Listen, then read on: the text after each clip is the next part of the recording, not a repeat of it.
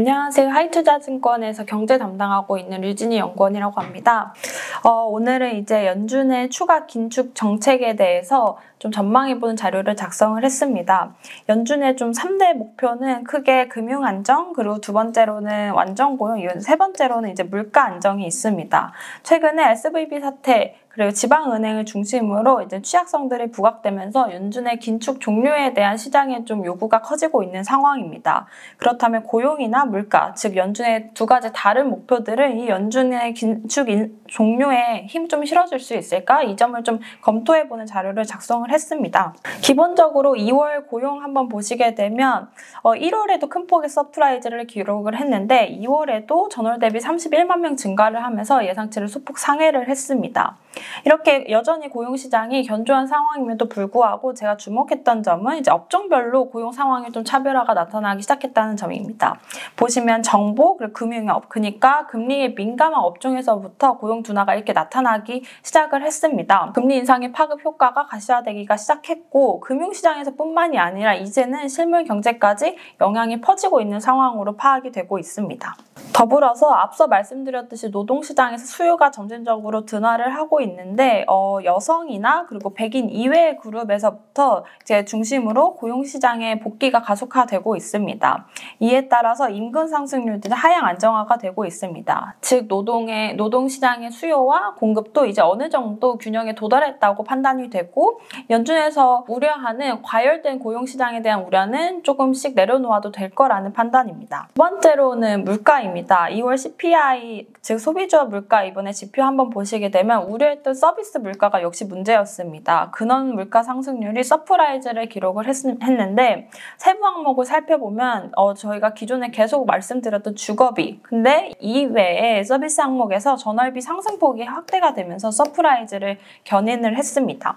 그럼 서비스 물가가 왜 이렇게 올랐나 한번 보시게 되면 이게 주간 카드 사용 내역 추이입니다. 여전히 소비는 굉장히 견조하고 3월 소비 판매 지표도 아직 발표되지 않았지만 좀 호조를 보일 가능성이 높습니다. 즉 서비스 소비가 서비스 물가의 하방 경직성을 굉장히 강화를 하고 있다는 점을 볼 수가 있겠습니다. 그렇다면 서비스 물가가 경기 둔화에도 왜 이렇게 견고할까? 이런 점들을 한번 살펴보면 과거의 경기 침체 국면에서 소비자들이 어떻게 소비 패턴을 변화시키는지 살펴봤습니다. 이럴 때 소비자들은 주로 서비스보다는 상품 소비 비중을 낮추면서 침체에 대응하는 패턴을 보입니다. 이 때문에 경기 둔화에도 상품 물가 대비해서 서비스 물가가 하방 경직성이 굉장히 강하게 나타나는 것입니다. 앞서 말씀드렸듯이 서비스 소비가 아직까지도 강하고 경기 둔화 국면에서도 사람들이 서비스 소비보다는 상품 소비를 중심으로 소비를 감소시킨다는 점을 감안을 하면 이렇게 주거비 외 서비스 물가 하락은 여전히 천천히 점진적으로 일어날 가능성이 높다고 보고 있습니다. 그러면 서비스 물가는 언제 꺾일 수 있을까를 한번 살펴보시게 되면 최근 미국에서 실제 집값이나 임대료는 굉장히 빠르게 하락하고 있습니다. 단지 데이터 집계 방식에 따른 한계 때문에 소비자 물가에는 조금은 시차를 두고 반영될 예정입니다. 그러면 이 주거비 하락이 언제쯤 실제로 소비자 물가에 반영될까를 추정을 해보면 이르면 올해 3월, 보수적으로 추정했을 때 6월부터 좀 본격적으로 반영이 될 것으로 예상을 합니다. 소비자 물가 내 이 주거비 항목이 케이스실로 주택가격지수와 흐름을 같이 한다는 것을 보면 피크를 찍고 이후 7개월 동안 빠르게 정상화 과정이 나타날 것으로 보이고 앞서 말씀드렸듯이 이르면 3월부터 주거비 하락이 반영된다면 앞서 말씀드린 강한 서비스 소비 때문에 서비스 물가의 하방 경직성을 감안을 하더라도 근원 소비자 물가는 올해 10월쯤에는 3%대에 도달할 수 있을 것으로 전망을 하고 있습니다. 주거비 외 서비스 물가를 보수적으로 추정을 했던 만큼 이를 하회할 가능성도 높다고 보고 있고 이런 점들은 연준의 금리 인상 종료에 좀 힘을 실어줄 수 있는 요인이라고 보고 있습니다. 추가적으로 좀 물가랑 경기의 다운사이드 리스크 보시면 이제 3월부터 대부분의 주 정부에서 스냅이라고 이제 식료품비를 지원을 해주는 제도를 이제 축소를 합니다. 이런 점들은 저소득층의 소비에도 좀 타격을 줄 수 있어서 향후 추가적으로 물가 상승 압력을 좀 완화시켜주는 요인으로 작용할 수 있겠습니다. 그래서 이번에 3월 FOMC에서 이제 연준에서 수정 경제 전망을 발표를 했는데요. 이번에 성장률은 소폭 하향 조정, 실업률 또한 소폭 하향 조정을 했습니다.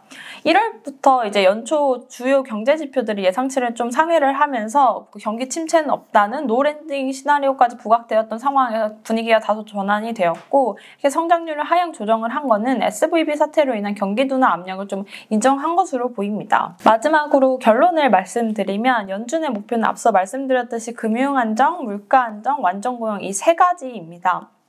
이미 SVB 사태로 중소형 은행들을 중심으로 좀 규제가 강화되는 움직임이 나타나고 있고, 연준도 이제 SVB 사태가 금융 환경을 더 긴축적으로 만들 수 있다는 점을 인정을 했습니다.